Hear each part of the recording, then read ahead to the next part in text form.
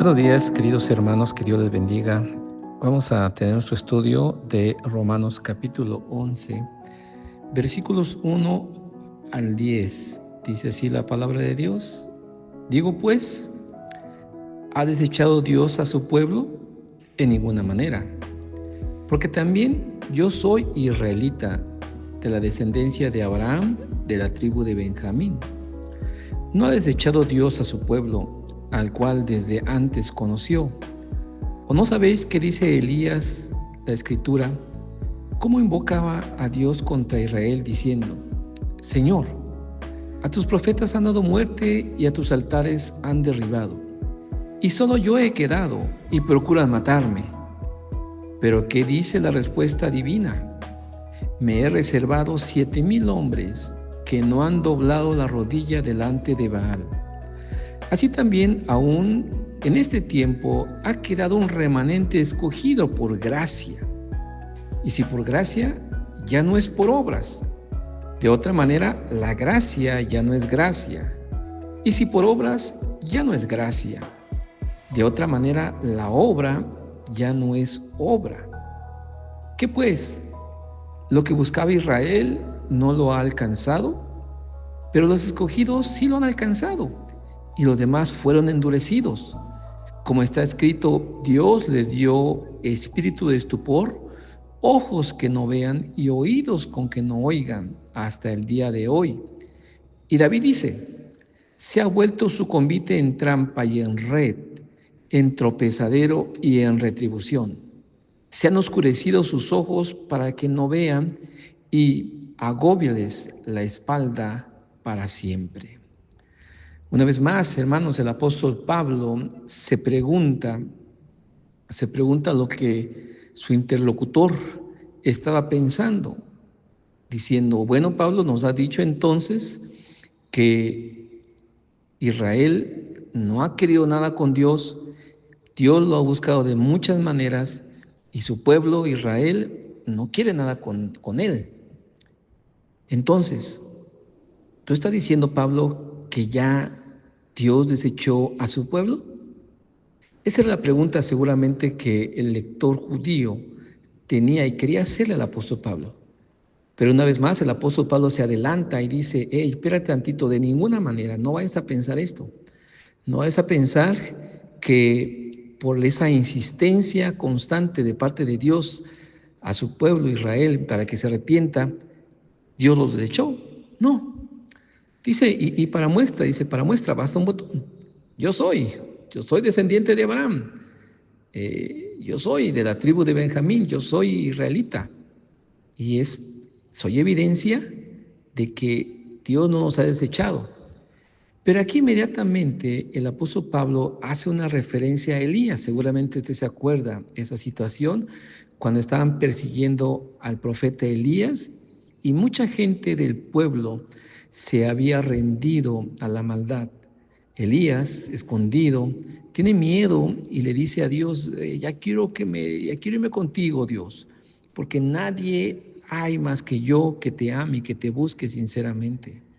Y el Señor le responde: hey, espérate, Elías, espérate, yo me he reservado a 7,000 hombres que no han doblado sus rodillas, fieles, que han escuchado mi voz, que me aman, que me sirven, que están fieles sin caer en la idolatría. Qué cosas, ¿verdad? Desde aquí, hermanos, tanto los profetas como los hombres de Dios empezaron a hablar y a entender que la nación entera no se volvería a Dios jamás, como nación. Es más, algunos teólogos hablan de que precisamente como nación jamás se van a volver a Dios. ¿Por qué? Porque la salvación no es como nación, no es familiar, sino que es personal. Y desde aquí los profetas, el profeta Amós, el profeta Sofonías, el profeta Miqueas, el profeta Jeremías, Ezequiel, los salmos, Isaías, hablan de un remanente que ama sinceramente a Dios.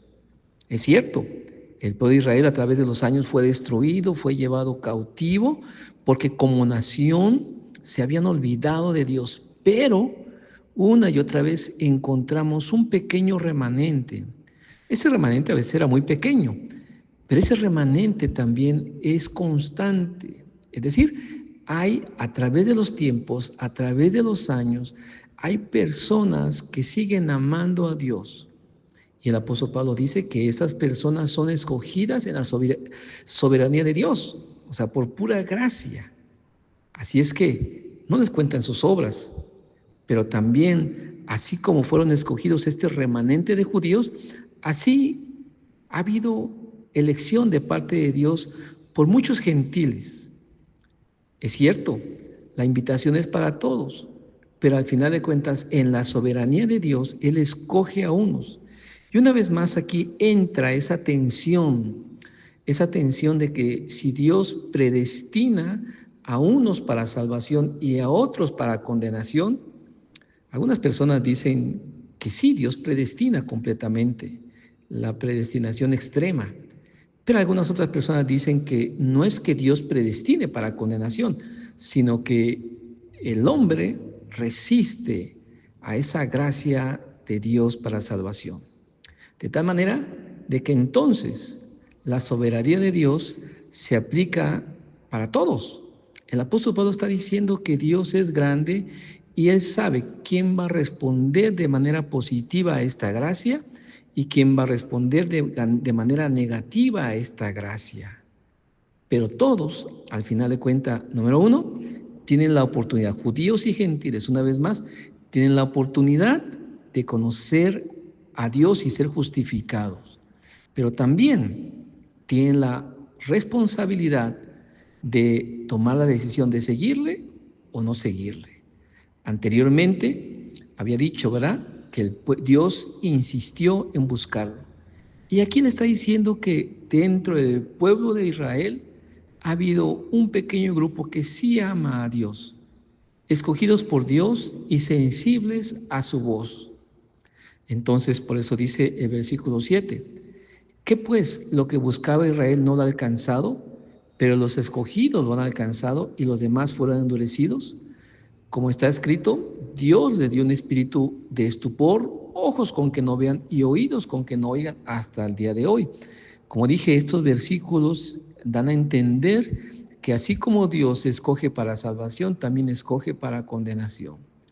Lo cierto, mis hermanos, es que aquí el apóstol Pablo nos hace ver la soberanía de Dios, su inmensa sabiduría, donde llama a unos para salvación que responden correctamente y otros responden negativamente, y no está fuera del conocimiento ni del poder de Dios. Dios ya sabe de antemano y por eso ellos tienen esa ceguera, y está hablando en particular de los hijos de Dios.